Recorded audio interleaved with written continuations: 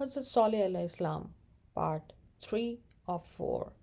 آپ معززین سے گزارش ہے کہ آپ اس چینل کو سبسکرائب کیجیے اور زیادہ سے زیادہ شیئر کیجیے تاکہ ہم آپ تک یہ انبیاء کی کہانیاں پہنچاتے رہیں۔ شکریہ۔ تو قوم سمود کے لوگ انتظار میں کھڑے ہو گئے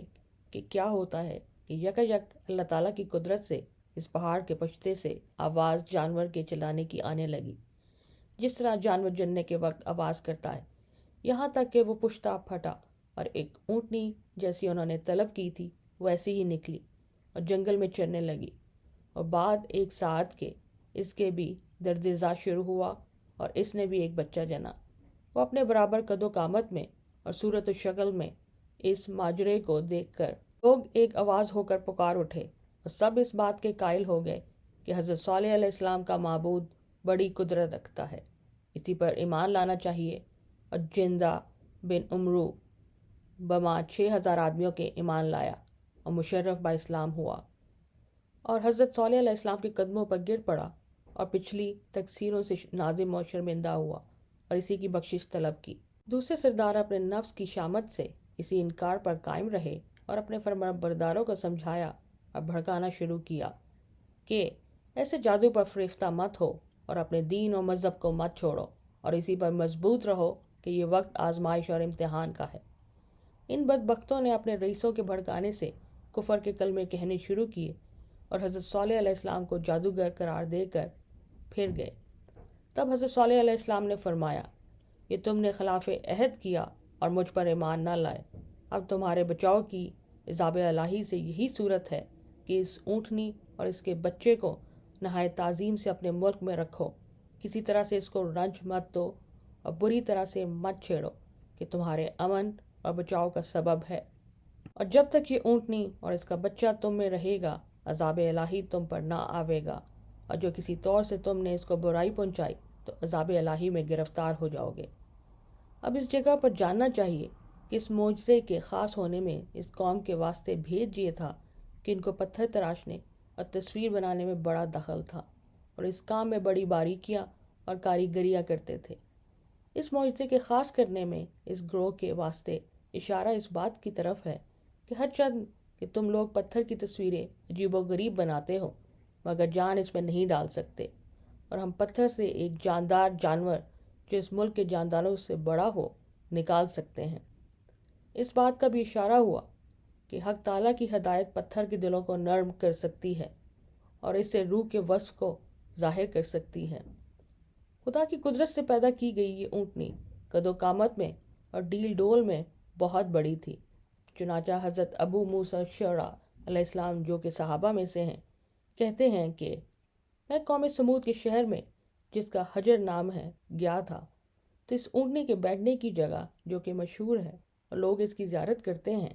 اپنے ہاتھ سے میں نے ناپی تو اس کی لمبائی 60 گز ہوئی، اور اونٹنی کی خاصیت یہ تھی کہ سب جانور اہلی اور جنگلی اس کے دیکھنے سے خوف کر بھاگتے تھے، اور جس جنگل میں چرتی تھی کوئی دوسرا جانور قدم بھی نہیں رکھ سکتا تھا، اور جس کنویں اور تالاب اور ندی پر پانی پیتی تھی تو سب پانی اس کا پی لیتی تھی، اور جس چراغ گاہ میں وہ چرتی تھی کہ اس میں گھاس کا نام بھی نہیں رہتا تھا۔ اور شام کے وقت جو شہر میں آتی تھی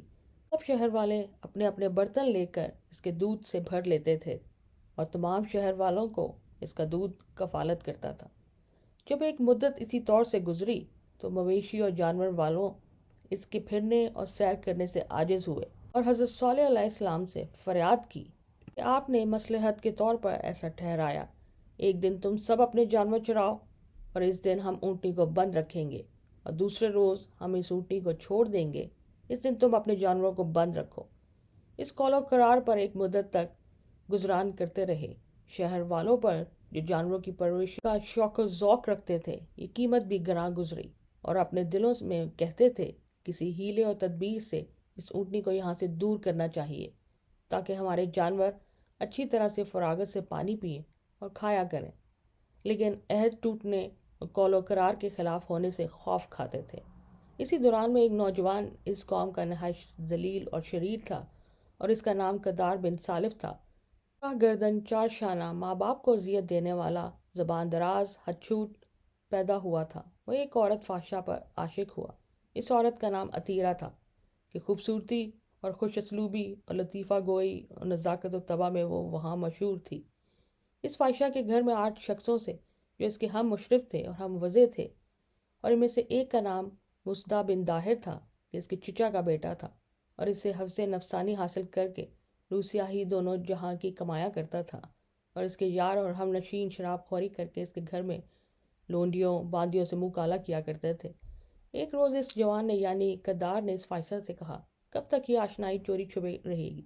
کھل کر مجھ سے نکاح کیوں نہیں کر لیتی کہ عمر ہنسی خوشی سے گزران کرے؟ اس فحشہ نے کہا کہ اگر اس بات کا خیال تجھ کو ہے تو ایک فرمائش میری ہے، اگر اس کو تو بجا لائے تو میں بما مال و اسباب اور لونڈیوں کے تیری فرما بردار رہوں گی، اور وہ کام یہ ہے کہ اس اونٹنی کو جس نے مجھ کو اور تمام شہر کو ایک رنج اور بلا میں ڈال رکھا ہے، تمام جانوروں بے زبان کو بھوک اور پیاس کے عذاب میں گرفتار کر رکھا ہے، کسی طرح مار ڈال اور اس کی کونچے کاٹ دے تاکہ ہم اس مصیبت سے نجات پائیں۔